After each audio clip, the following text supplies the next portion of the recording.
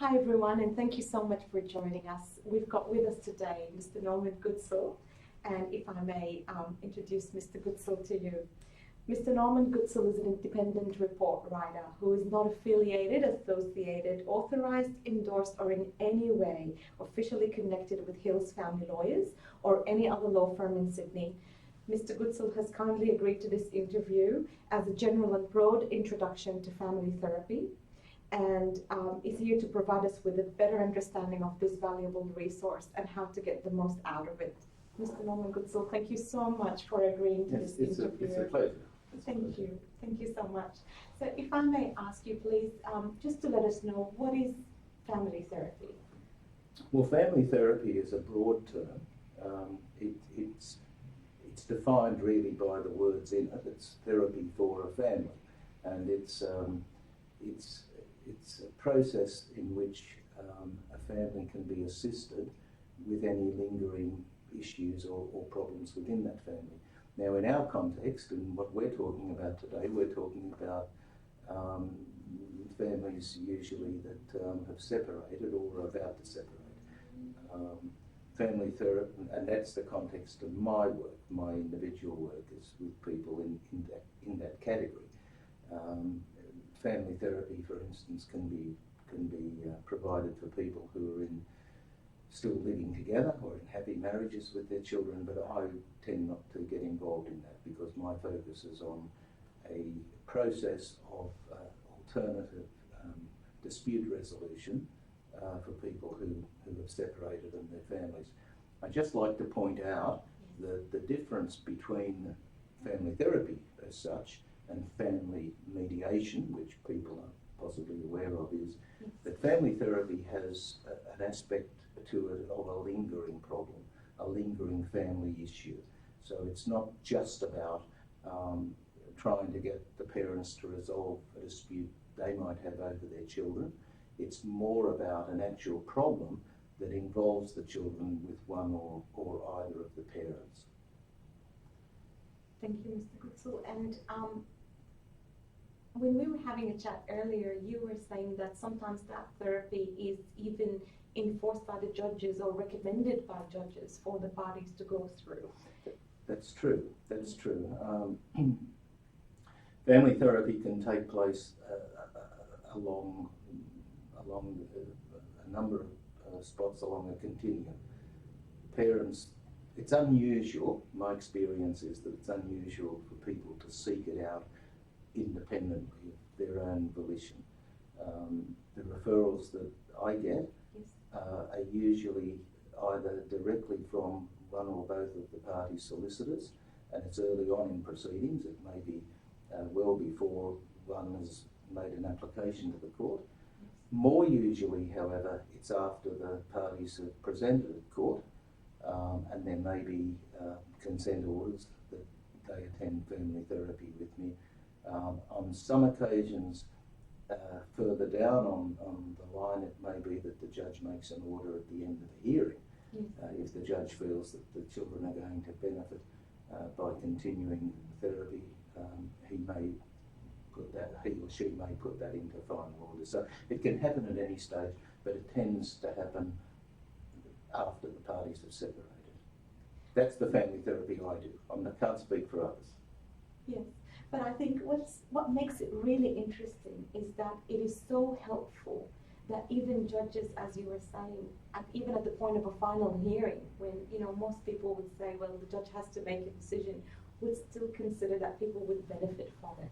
Well, I think that's true, and I think that's because judges do fully comprehend that it's all about the best interests of the children. Yes. And if decisions are made in a final hearing and there's still issues for the children with the family, with one or both parents, then I think the judge will take that into account. And so would you recommend that people give it a go if someone out there is not aware that there's even something called family therapy or there is that option? You would definitely recommend? I'd recommend it, provided that both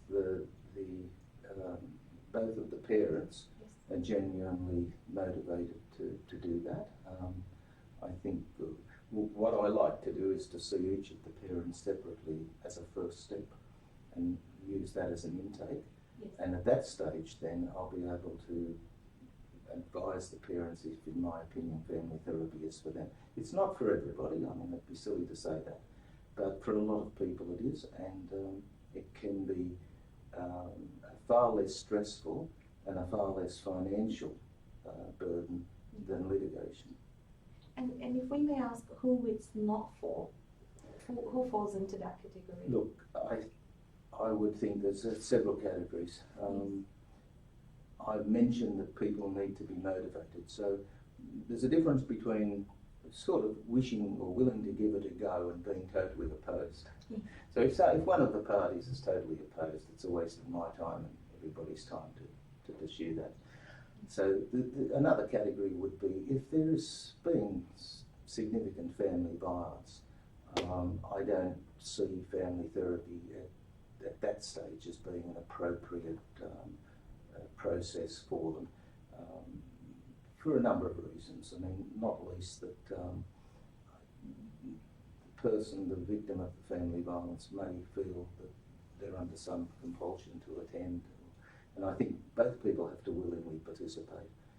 And also, given the fact that family violence involves children, and that family therapy involves children and gives them a voice, I'd be very hesitant to exposing the children to family violence or the possibility of family violence, even at an emotional level. So I think that would be another category. And then people need to be to fully understand the process. So if there's significant mental health issues for children or the parents, I think then I'd possibly, I'm not saying I wouldn't do it, but I'd have to be very careful of how to proceed. So those would be the main categories I'd feel possibly would restrict family therapy. Sure, and thank you for that, Mr. Goodsell. So if we asked about the children being involved, do you speak to the children separately to the parents? Yes, what I do is I see the parents separately first, so I can gain a full history and a full appreciation of what the issue is. Just to give you an example, an issue may be that we have a child of, say, 12 who is reportedly refusing to see the estranged parent. Yes. So before I interview that child, I need to know how the parents see it. I need to know what they feel are the reasons for that. Now, I also need the parents' permission to interview the child. I can't see a child if the parents are not agreeing. If there is a court order, I may see the child once, but I'm not going to continue and put the child under pressure if I feel that's what's happening. But look, to answer your question, I'd see the parents first. I have to work out whether the issue is really the child's issue or whether it's the parents. As we probably all realise, many children respond negatively to conflict and to the parents' issues. So it may be that by working with the parents more cooperatively, I can do something in the long run to assist the child rather than getting in there and giving therapy to the child.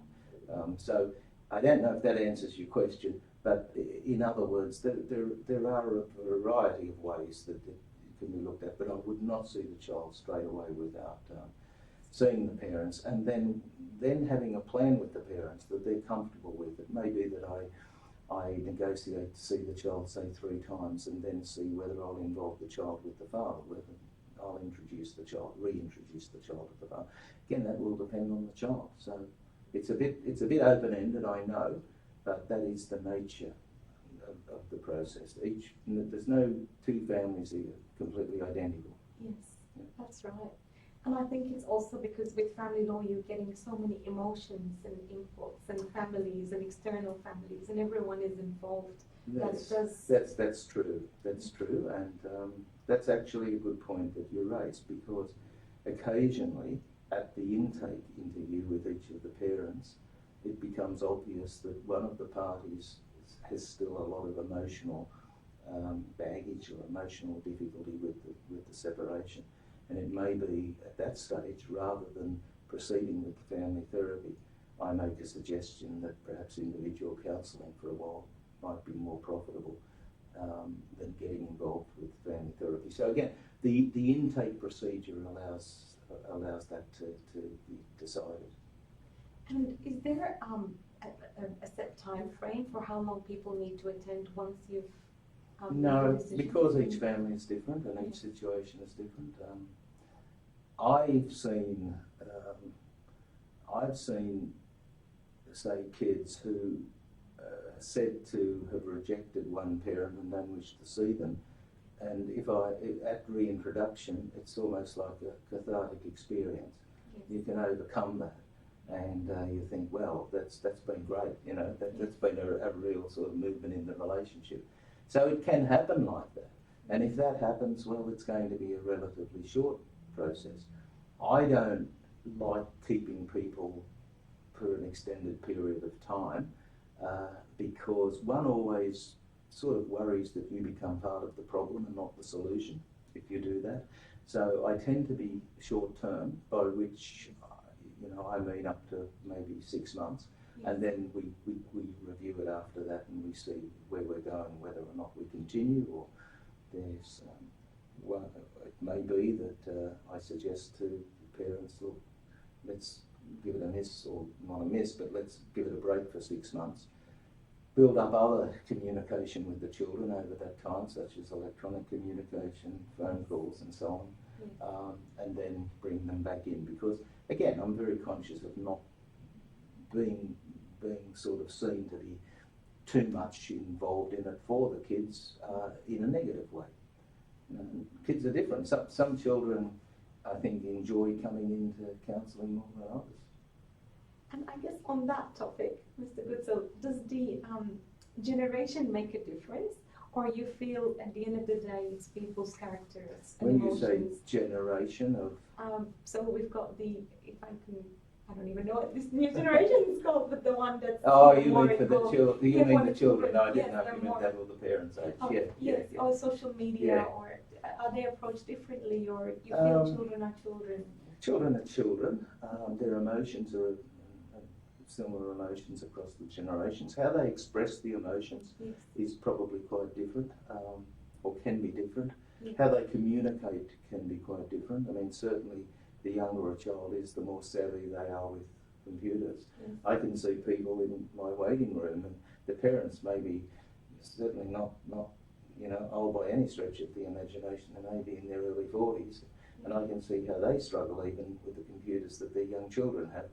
Their PlayStations, and they're on it there. And if I set, a good example is if I set the next appointment with people, I say, well, you could come in 3 weeks' time. It's not unusual for the parent to actually say to the child, can you put that into the diary? Because they don't know how to do it. Yes. Yes. So that does happen. No, but look, on a serious note, I think it's an emotional, psychological issue, and there's no great difference. Children are children, parents are parents. Children can be and are affected quite often by their parents' separation, especially if it's not handled in an amicable fashion. And post-separation, if the parents continue to not get on together, the children continue to suffer. And the way that suffering is expressed can often be by rejecting one parent because that's their comfort zone. And could it possibly be because they've rejected one parent, they feel that it eliminated a problem or minimized conflict? Not so much because they've hated one parent. Yeah, it can be. I mean, for a number of reasons, it can be that. Yeah. It can be that.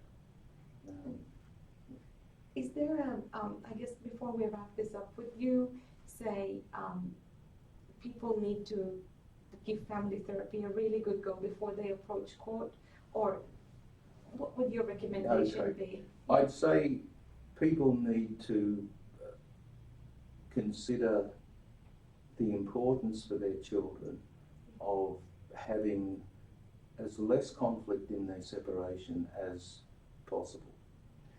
Whether they attend mediation, couples counselling, family therapy,